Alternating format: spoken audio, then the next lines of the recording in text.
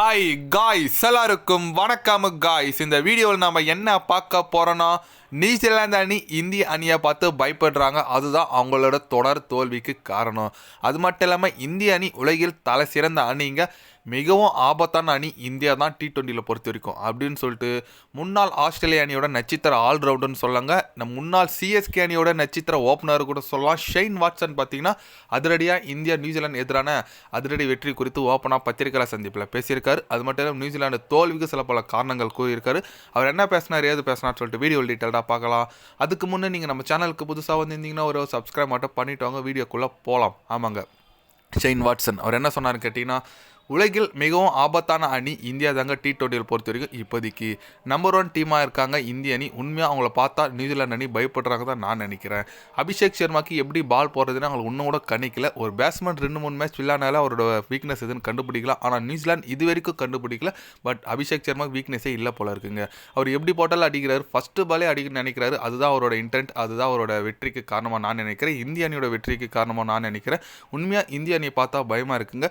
இந்த மாதிரி T20 world கப்புக்கு இந்த மாதிரி ஒரு அணி போச்சுன்னா கண்டிப்பாக மற்ற அணிகளாக பயப்படுவாங்க. அதில் எந்த விதமான சந்தேகம் இல்லை.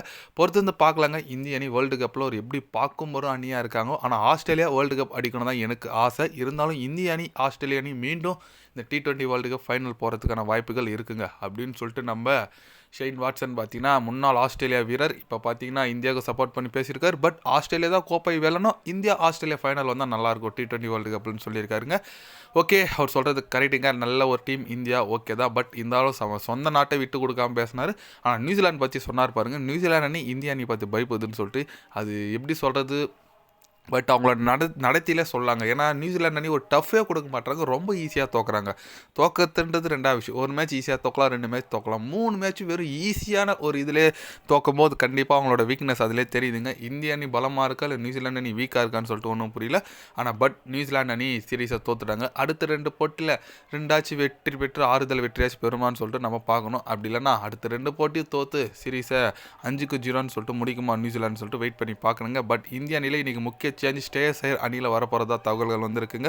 ஏன்னா எல்லாருக்கும் வாய்ப்பு கொடுத்துட்டாங்க, கண்டிப்பாக ஸ்டேயருக்கு ஒரு வாய்ப்பு கொடுக்கணும். அவர் 1 டவுன் ஸ்லாட்டில் விளையாடுறாரா 2 டவுன் ஸ்லாட்டில் விளையாடுறாரா சொல்லிட்டு பார்க்கணும். ஏன்னா 2 டவுனில் பார்த்தீங்கன்னா சூரியகுமார் யாதவ் கரெக்டாக செட் ஆகிட்டார். ஏன்னா மேபி 1 டவுன் ஸ்லாட்டில் ஸ்டேயர் ட்ரை பண்ணி பார்க்கலாம். ஏன்னா அதுக்குன்னு சஞ்சு சாம்சன் வேறு ஃபார்ம் அவுட் இருக்காரா. அபிஷேக் சர்மா, இஷான் கிஷனை ஓப்பனிங்கை போட்டு 1 டவுன் ஸ்டேயர் போட்டாங்கன்னா, திலக் வர்மா வராத பட்சத்தில் இன்ஜுரி பட்சத்தில் ஸ்டேயர் 1 டவுன் போட்டாங்கன்னா டீம் சாமே ஸ்டாண்டர்ட் ஆகிடும்.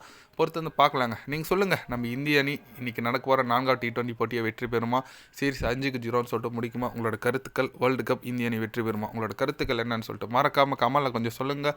இது போன்ற ஸ்போர்ட்ஸ் நியூஸை தெரிஞ்சுக்கணுன்னா சேனலை சப்ஸ்கிரைப் லைக் ஒன்று பண்ணிக்கிங்க. கண்டிப்பாக day by day channel update வரும். மறக்காமல் சப்ஸ்கிரைப் மட்டும் கொஞ்சம் பண்ணி வச்சுக்கோங்க. நன்றி, வணக்கம்.